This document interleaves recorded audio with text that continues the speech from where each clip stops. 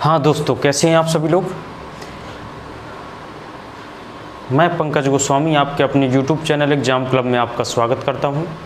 जैसा कि पता है कि हमारा सेमेस्टर संख्याओं वगैरह कंप्लीट हो चुका था, यानी संख्याओं का वर्गीकरण हमारा कंप्लीट हो चुका था, लेकिन वो वीडियो सफाई से ना आने के कारण और कुछ मिस्टेक्स होने के कारण उसको किसी कारणवश वो डिलीट हो गया है। इसलिए हमें ये शॉर्ट में बहुत ही तेज़ी के साथ दोबारा से रिपीट करना पड़ रहा है इसको।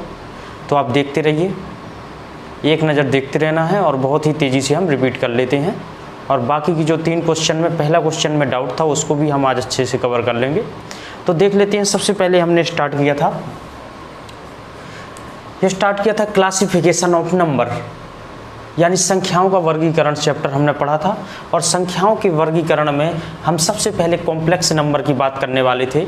कॉम्प्लेक्स नंबर यानी सम्मिश्र संख्या के बारे में बात कर रहे थे हम। जैसा कि पता है सम्मिश्र संख्या को 2 भागों में बांटा गया है। कौन कौन से? रियल नंबर और इमेजिनरी नंबर। रियल नंबर का हिंदी अर्थ होता है वास्तविक संख्या, इमेजिनरी नंबर का हिंदी में होता है काल्पनिक संख्या। यानी कह सकते हैं कि काल्पनिक संख्या में आयोटा i² बराबर -1 यानी i बराबर √-1, जैसा कि आपको ये दिख रहा होगा। और i की घात 4 बराबर हो जाता है प्लस का 1, ये आपको पता होना चाहिए था। और वास्तविक संख्याओं की बात करते हैं तो वास्तविक संख्याएं होती हैं जो -∞ से प्लस का इन्फिनिटो तक जाती हैं। और रियल नंबर्स यानी वास्तविक संख्याओं को हमने 2 भागों में बांटा था, डेसिमल नंबर यानी दशमलव संख्याएं और दूसरा इंटीजर यानी पूर्णांक संख्याएं। जैसा कि हमने बताया था कि पूर्णांक संख्याएं 3 प्रकार की होती हैं, नेगेटिव होती हैं और जो बिल्कुल जीरो होती हैं। जीरो पूर्णांक हो गया ये नेगेटिव पूर्णांक हो गया, ये पॉजिटिव पूर्णांक हो गया। यानी कह सकते हैं उदासीन बोलते हैं इसको, उदासीन पूर्णांक। और कह सकते हैं कि सभी पूर्णांक संख्याएं हम उस दिन भी हमने ये पॉइंट लिखाया था, सभी पूर्णांक संख्याएं परमीय संख्याएं होती हैं। यानी कह सकते हैं कि सभी परमीय संख्याएं पूर्णांक संख्याएं होती हैं। ये जरूरी नहीं है, क्योंकि हमने बताया था पूर्णांक संख्याएं पूरी होती हैं। और उदाहरण दिया था 0.12। 0.12 है, ये है तो परमीय संख्या, क्योंकि इसको लिखा जा सकता है 12/10 लिखा जा सकता है, 100 लिखा जा सकता है, 4 × 12 25, यानी हमने 3/25 लिखा था। और 3/25 है जो ये परमीय संख्या है, क्योंकि हमने ये भी आपको बताया था कि परमीय संख्या जो भिन्न के रूप में बदल जाए, अपरमेय संख्या जो भिन्न के रूप में ना बदल पाए। इतना क्लियर हो गया आपको, परमेय और अपरमेय पता चल गया था। और आगे देख लेते हैं हम। आगे हमने देखा था इसको डेसिमल एक्सपेंशन यानी डेसिमल के विस्तार को हमने देखा था। दशमलव संख्याओं का विस्तार किस प्रकार से होता है ये देखा था हमने। हम सबसे पहले टर्मिनेटिंग और नॉन टर्मिनेटिंग का अर्थ पढ़ कर लेते हैं, क्योंकि उस दिन पिछले लेक्चर में टर्मिनेटिंग और नॉन टर्मिनेटिंग में ही हमारा गड़बड़ा गया था।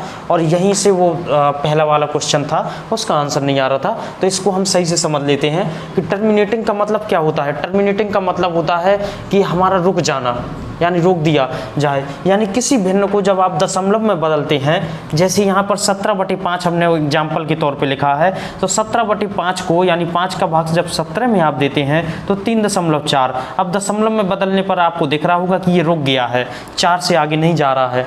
जो रुक जाए दशमलव वाला मान एक निश्चित जा करके, उसे टर्मिनेटिंग के अंतर्गत रखा जाता है। और नॉन टर्मिनेटिंग के अंतर्गत रखा जाएगा जो ना रुके। अब यहाँ पर एग्जाम्पल देखिए, यहाँ पे सबसे पहले ध्यान देना है, ये तो भिन्न के रूप में बदल सकता है। 17/5 है, ये p/q के रूप में है, इसीलिए ये परमीय संख्या है।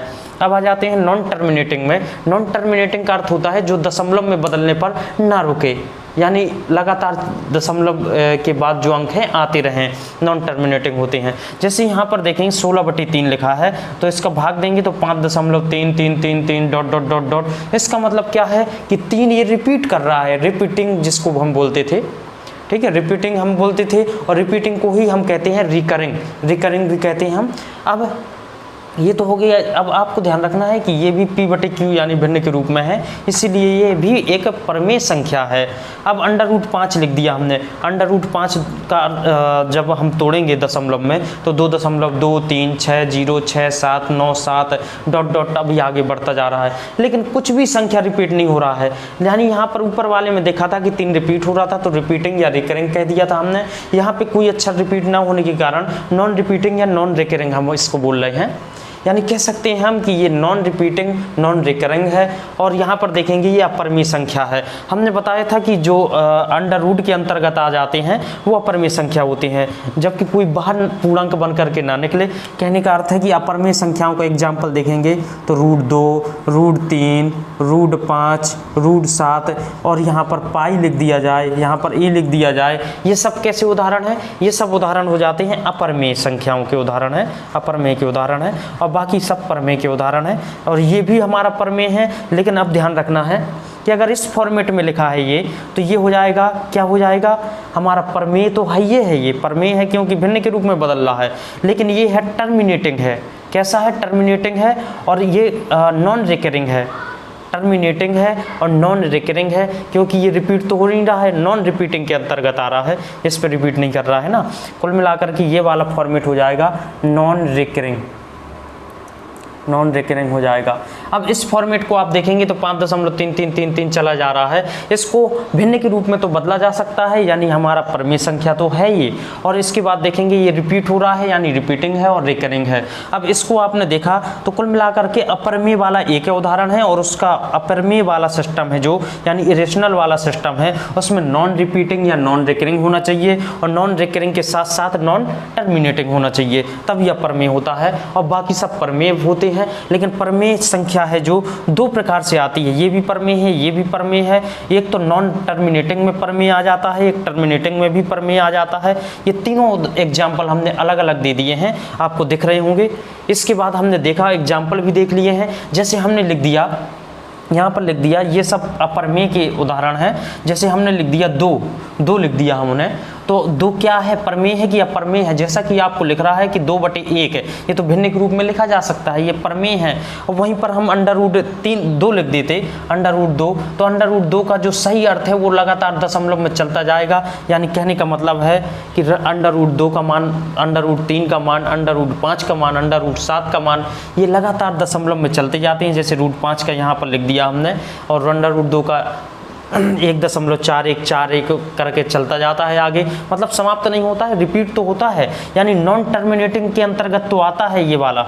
ठीक है, कुल मिला के एक परमेय होता है, नॉन टर्मिनेटिंग के अंतर्गत एक परमेय होता है, एक अपरमेय होता है। जो अपरमेय वाली कंडीशन है उसमें नॉन टर्मिनेटिंग तो होना है, उसके साथ में नॉन रिपीटिंग होना है, तभी वो अपरमेय हो पाएगा, यानी इरेशनल हो पाएगा।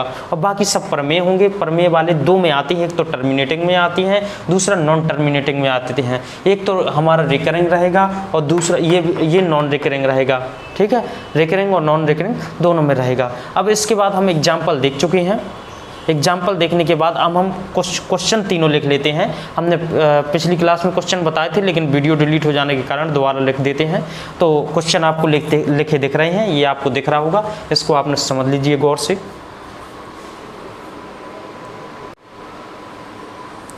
अब ये आपको 3 क्वेश्चन दिख रहे होंगे।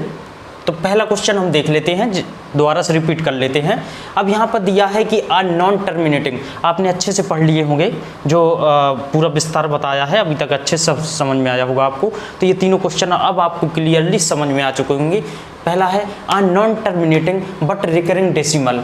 अब मैं उदाहरण लिख देता हूँ। पहले एक पूर्णांक लिखा, कोई भी पूर्णांक लिख दिया, जैसे मैंने 1 लिखा या 2 लिखा, पूर्णांक लिख दिया, 2 लिखा प्लस का। अब 2/1 ये तो कैसा है? ये भिन्न के रूप में लिखा जा सकता है, यानी कुल मिलाकर के ये +2 लिखा है, ये कुल मिला के कैसा होगा? टर्मिनेट होगा कि नॉन टर्मिनेट होगा? 2.0 है ना, यहाँ दशमलव है, दशमलव कुल मिला के ये तो रुका हुआ है ना ऑलरेडी, कुल मिला कर ये टर्मिनेटिंग है, यानी रुका हुआ है, ये टर्मिनेटिंग में आ जाएगा। हमें चाहिए नॉन टर्मिनेटिंग, फिर रिकरिंग चाहिए, रिकरिंग भी नहीं हो रहा है, यहाँ कुछ भी रिपीट नहीं कर रहा है। इसी प्रकार से जितनी भी प्राकृतिक संख्याएं होती हैं वो बिल्कुल रिपीट नहीं करती हैं। मैं कह रहा हूँ कि जैसे प्राकृतिक संख्या का कोई एक अक्षर लेना है आपको, जो लेना हो, मैंने ले लिया जैसे 9 ले लिया प्राकृतिक संख्या, क्योंकि आपको पता है प्राकृतिक संख्या यानी 1 से लेकर के अनंत तक होने वाली संख्याएं प्राकृतिक संख्याएं होती हैं। तो जिसमें मैंने 9 ले लिया, तो यहाँ पर 9 कैसा है? क्या रिकरिंग है? क्या रिपीट हो रहा है? नहीं रिपीट हो रहा है, इसीलिए ये गलत हो जाएगा। अब आप परमेय संख्या पे जाइए, अपरमेय पे आइए। ये बताइए कोई भी अपरमेय के लिए रूल क्या होता है? अपरमेय के लिए रूल आपने पढ़ा है कि नॉन टर्मिनेटिंग हो, ये तो सही है, नॉन टर्मिनेटिंग हो, और नॉन टर्मिनेटिंग के साथ साथ क्या हो? नॉन रिकरिंग भी हो या नॉन रिपीटिंग भी हो। क्योंकि आपने अंडर रूट 2 लिखा था उदाहरण के तौर पर 1.4142 और ये चलता जाएगा आगे 1 मतलब कुल मिलाकर के हमने अंडर रूट 5 का उदाहरण दिया था। ये लगातार चल रहा है, कोई रिपीट भी नहीं कर रहा है, कोई अक्षर रिपीट नहीं कर रहा है, इसलिए क्या हो जाएगा, ये नॉन रिपीटिंग के अंतर्गत आ जाएगा। हमें तो रिपीटिंग वाला चाहिए, रिकरिंग वाला चाहिए ना, इसलिए हमारा ये भी गलत हो जाता है। अब परमेय संख्या का उदाहरण आपने लिया, मैंने लिख दिया 1 अभी आपने उदाहरण एक देखा था, क्या देखा था 1.333333 ये देखा था आपने उदाहरण, ये लगातार चल रहा था। अब आपको समझना है, बात को समझना है कि यहाँ पर रिपीट क्या हो रहा है, 3 रिपीट हो रहा है, तो रिकरिंग है, रिपीटिंग है, ये कंडीशन लागू हो गई। और नॉन टर्मिनेटिंग है, ये टर्मिनेट है कि नॉन टर्मिनेट है ये हमें अभी पता चलने वाला है। ये नॉन टर्मिनेट है क्योंकि ये रुक नहीं रहा है। अगर दशमलव के बाद रुक जाता तो टर्मिनेट होता है, अगर दशमलव के बाद ना रुके तो नॉन टर्मिनेट होता है। यहाँ पर नहीं रुक रहा है, कोई दिक्कत नहीं है, कुल मिला के ये हमारा फॉलो कर रहा है, एक परमेय संख्या है, दोनों कंडीशन अप्लाई हो रही है, ये इसलिए परमेय संख्या है। कौन सा सही परमेय संख्या इसलिए है क्योंकि आपने देखा इसको भिन्न के रूप में बदल सकते हैं कि नहीं, 3 बार हो जाएगा बस। अब इसको तो आप बदलना सीख ही चुके हैं, इसको भिन्न के रूप में बदल सकते हैं, यानी P/Q के रूप में बदल सकते हैं, इसलिए हमारा एक परमेय संख्या ये सही हो जाएगा इसका आंसर। ठीक है, मैं उम्मीद करता हूँ कि आपको ये क्लियरली समझ में आ चुका होगा। अब भी ना समझ में आया हो तो आप कमेंट पे लिख सकते हैं। अगला क्वेश्चन आपको दिख रहा होगा, P एक प्राकृतिक संख्या है तो अंडर रूट P क्या होगा। यहाँ पे देख लेते हैं, P एक प्राकृतिक संख्या है। प्राकृतिक संख्या तो 1 से लेकर के अनंत तक जाता है, 1 भी है प्राकृतिक संख्या, 2 भी है, 3 भी है, 4 भी है, 5 भी है, 6 भी है। अब यहाँ पे देखोगे तो 1 कैसा है, क्योंकि अंडर रूट P का मान निकालना है ना, अंडर रूट P का, तो 1 का तो 1 हो जाएगा, ये हो जाएगा √2, √3, √4 से 2 निकल आएगा बाहर, √5, √6। अब आप देखेंगे 2 कैसा है, 2 यहाँ पर देखेंगे आप कैसा है। अब यहाँ पे कुछ भी बताना होगा, आप बता सकते हैं, क्योंकि यहाँ पर परमेय और अपरमेय में भी पूछ रहा है। तो ये बताइए 2 तो हमारा कैसा संख्या है, ये तो परमेय संख्या है, 2/1 ये भिन्न के रूप में तो लिखा जा सकता है, वहीं अंडर रूट 3 भिन्न के रूप में नहीं लिखा जा सकता है, ये परमेय है, तो ये हो जाएगा अपरमेय। कुल मिलाकर के परमेय और अपरमेय दोनों आपका लिखा हुआ है, दोनों का एग्जाम्पल है, दोनों में से एक होगा। अगर प्राकृतिक सभी के सभी किसी एक प्राकृतिक संख्या को उठा करके उस पर रूट लगा देंगे, या तो अपरमेय बनेगा या परमेय बनेगा। यहाँ पर ऑप्शन आएगा कि आइदर रेशनल और इरेशनल हो जाएगा ऑप्शन पे। ऑप्शन नहीं लिखे हैं इसके, डायरेक्ट बता दिए हैं। अब जैसे पाई 1 है, पाई 1 है, क्या पाई 1 है, यहाँ पे देखना है रिपीटिंग बट टर्मिनेटिंग। अब पाई आपको पता है कैसा है, पाई अपरमेय के अंतर्गत आ जाता है। यहाँ पे देखेंगे रिपीटिंग लिखा है, पाई कहाँ रिपीट कर रहा है, नॉन रिपीट में आता है पाई, तो नॉन रिपीट 2 दिए गए हैं नॉन रिपीटिंग में। अब इसके बाद पाई कैसा है, इरेशनल है, ये तो आपको अपरमेय है, सबको पता है, लेकिन अपरमेय के अलावा और थोड़ा गहराई से चले गए हैं इस क्वेश्चन पे। यहाँ पे नॉन रिपीटिंग तो होना है। अब देखेंगे नॉन टर्मिनेटिंग होगा कि टर्मिनेट होगा। पाई टर्मिनेट कर रहा है, रुक रहा है क्या, ठीक है। अब यहाँ पे देखो नॉन टर्मिनेट हो रहा है क्या,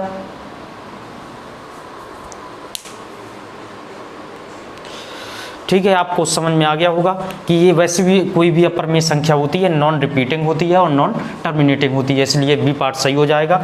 अब एक चीज़ और देख लेते हैं और इसके बाद ये पूरा कंप्लीट हो जाता है हमारा। ये मिटा देते हैं। अब तीनों के तीनों क्वेश्चन आपको क्लियर हो गए होंगे, उम्मीद करता हूँ मैं। अगर अब भी कोई प्रॉब्लम हो तो आप कमेंट पे लिख सकते हैं। अब यहाँ पर जैसे मैं कह देता कि कोई भी संख्या दी गई है, कोई 2 संख्याएं दी गई हैं, मैं कह रहा हूँ कोई 2 संख्याएं A और B दी गई हैं, तो A और B दो संख्याएं दी गई हैं, उनके बीच की A और B 2 संख्याएं दी गई हैं, इनके बीच का परमेय संख्या बताना है। परमेय संख्या क्या होगा, बीच की परमेय संख्या क्या होगा, और बीच की अपरमेय संख्या भी बताना है आपको। कुल मिलाकर के ए बी की जगह कोई भी संख्या लिखी हो सकती है।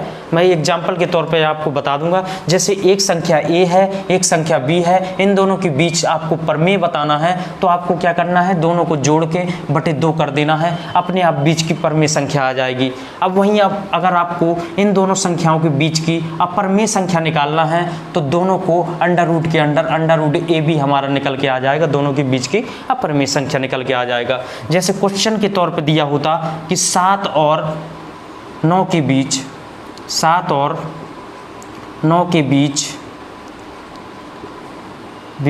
आपको प्रमेय भी पूछ सकता है, रेशनल भी पूछ सकता है और इरेशनल भी पूछ सकता है, दोनों बताना है। तो आपको ये मैंने सूत्र के टाइप में बता दिया है, उसी के फॉर्मेट में आपको बदल लेना है। प्रमेय बताना है तो क्या करेंगे हम, प्रमेय बताना है दोनों को जोड़ के बटे 2 कर देंगे, यानी 7 + 9 बटे 2, 9 7 16 बटे 2 यानी 8 हमारा आंसर हो जाएगा इसका। अब यहाँ पे अप्रमेय बताना हो तो √7 × 9 यानी यहाँ 3 बाहर निकल आएगा 9 से, 3√7 हमारा क्या हो जाएगा, अप्रमेय संख्या हो जाएगा। इसी प्रकार से जैसे कई इन दोनों के बीच कई प्रमेय संख्या निकालनी होती, तो अब यहाँ पे 8 आ चुका है, 7 के बाद 8 यहाँ लिखते, 8 के बीच इन दोनों को जोड़ के बटे 2 कर देते। मतलब कई संख्याएं हम और निकाल सकते हैं इन दोनों के अंदर में, किन्हीं 2 संख्याओं को जोड़ करके बटे 2 करते जाना है, आपको प्रमेय संख्या आती जाएंगी। इसी प्रकार से अप्रमेय का भी आप निकाल सकते हैं। तो मैं उम्मीद करता हूँ कि प्रमेय और अप्रमेय संख्या भी आज आपको समझ में आया होगा निकालना। तो ये क्लास हमने रिपीट कर दी है क्योंकि वो डिलीट हो चुकी थी यूट्यूब से, इस वजह से ये क्लास रिपीट हो गई है। ठीक है, अगली क्लास आपको बता देता हूँ मैं पहले से। अब अगली क्लास में हम पढ़ेंगे यूनिट डिजिट, यानी इकाई का अंक निकालना सीखेंगे हम। यानी यूनिट डिजिट मैं थोड़ा सा हिंट कर देता हूँ, यूनिट डिजिट क्या होता है, यानी इकाई का अंक, इकाई का अंक निकालना आप सीखेंगे।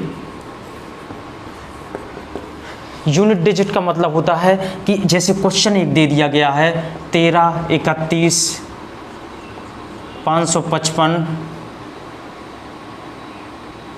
336, जैसे ये दिया गया है, तो इसका इकाई का अंक कहने का मतलब है कि पहला अंक इकाई का अंक, जैसे इन सब का तीनों का आप गुणा कर देंगे तो गुणा करने के बाद जो प्रोडक्ट यहाँ पर निकलेगा उसका पहला अंक कौन सा होगा, वही इकाई का अंक कहलाता है। यानी 6 × 5 = 30 और 0 का गुणा 1 से होगा, यानी जाहिर सी बात है इन दोनों का गुणा लास्ट पे 0 आ रहा है, यानी पहला अंक 0 आ रहा है इकाई का अंक, तो 0 ही होगा इकाई का अंक। आप गुणा करेंगे तो हमें तो इकाई अंक से मतलब है ना। इसी प्रकार से हम जितने टाइप हैं इकाई के अंक के, यानी यूनिट डिजिट के, सभी हम अगली क्लास में देख लेंगे और उसके बाद लगातार आगे बढ़ते चलेंगे। तो मैं उम्मीद करता हूं कि आज आपका डाउट क्लियर हुआ होगा और समझ में आया होगा। ठीक है, अगर आपको वीडियो पसंद आया हो तो चैनल को लाइक करना है, सब्सक्राइब करना है। जय हिंद, जय भारत।